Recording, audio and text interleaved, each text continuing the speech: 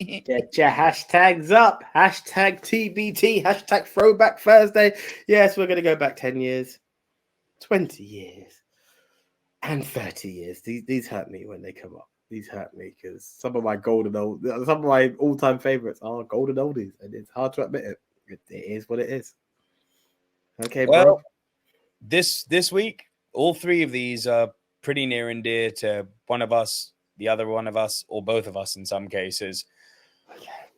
This first one shocks me. It might shock you less because I think, well, I know you were later to the party than I was. For me, this is crazy that it's already been 10 years. Arguably the greatest horror franchise of the modern day, Part 1, The Conjuring, AJ, is 10 years old.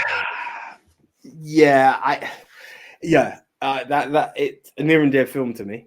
Definitely.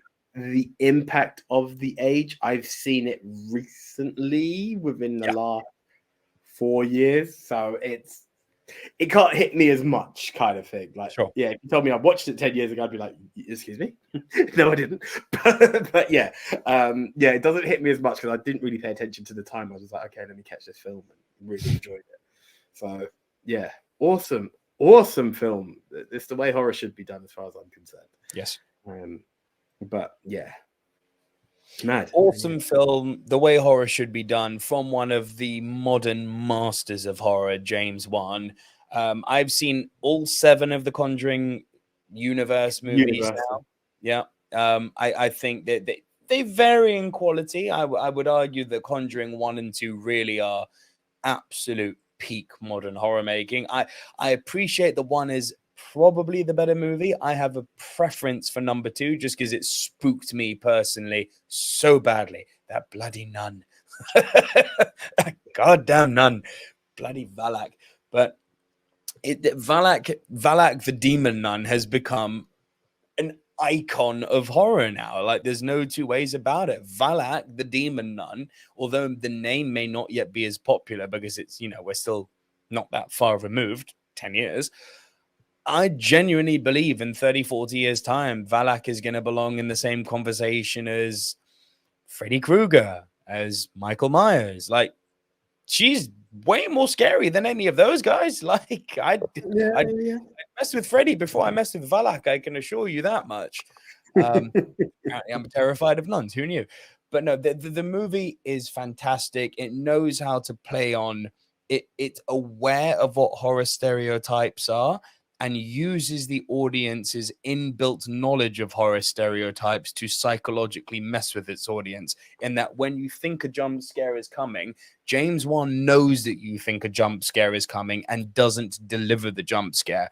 And that moment you're waiting for and you are made to keep waiting is what adds to the tension in this movie. It's like, well, you're going to make me jump now. Wait, this doesn't feel right. Okay, it's going to be now.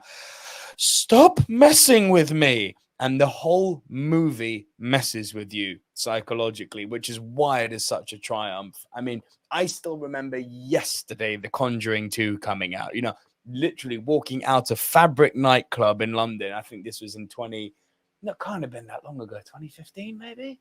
So there was a bit of a gap between 1 and 2, but I remember being in London, walking out of Fabric nightclub, having been on an all-night bender, not being tired, and deciding that I wanted to go and watch a movie.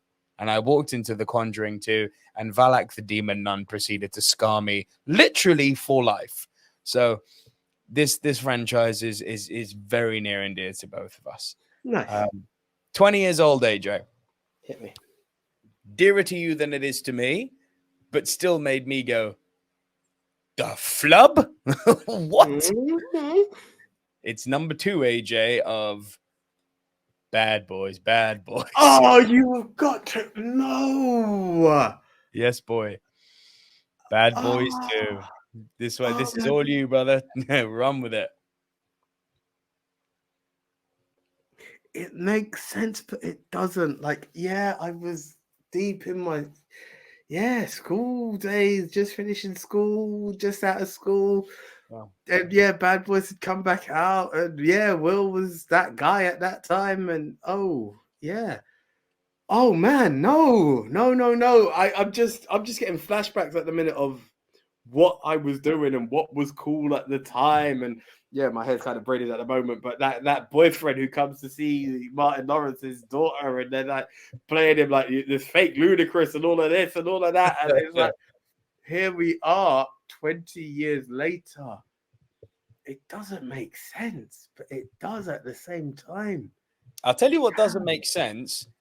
2 LA police officers having both Ferraris and houses that nice.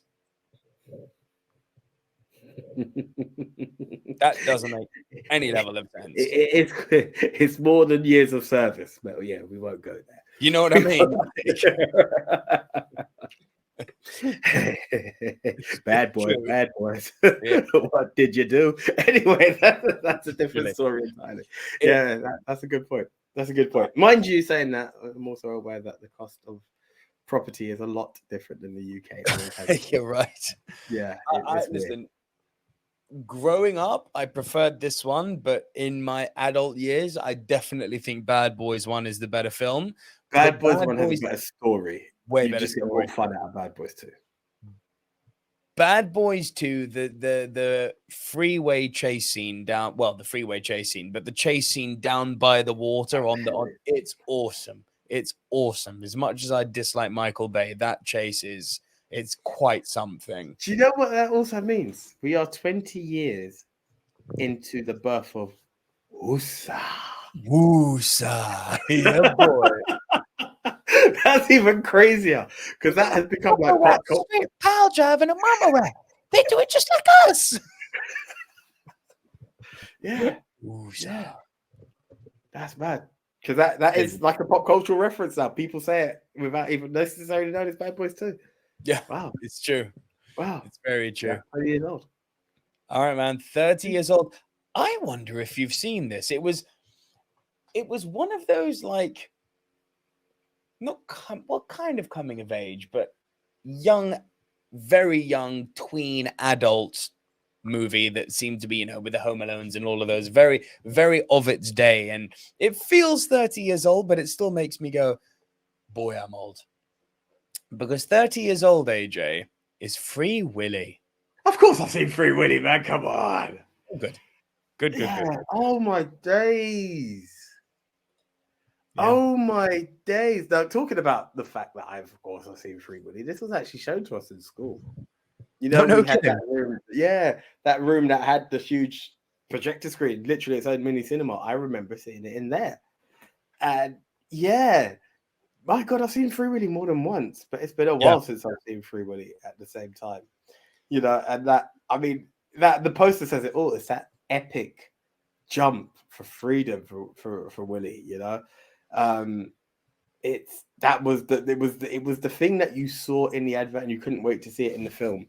The film is a lot deeper than that. It's literally giving an animal its freedom, which is it's giving an animal its freedom. It's about the most unlikely friendships, and the fact that this young boy who's Jesse, who's being adopted, lost his parents, obviously he's an orphan, and Willy the whale been separated from his parents, so they've got this commonality, and the movie tries to get you to buy into the fact that they are two kindred spirits and this is how they find each other.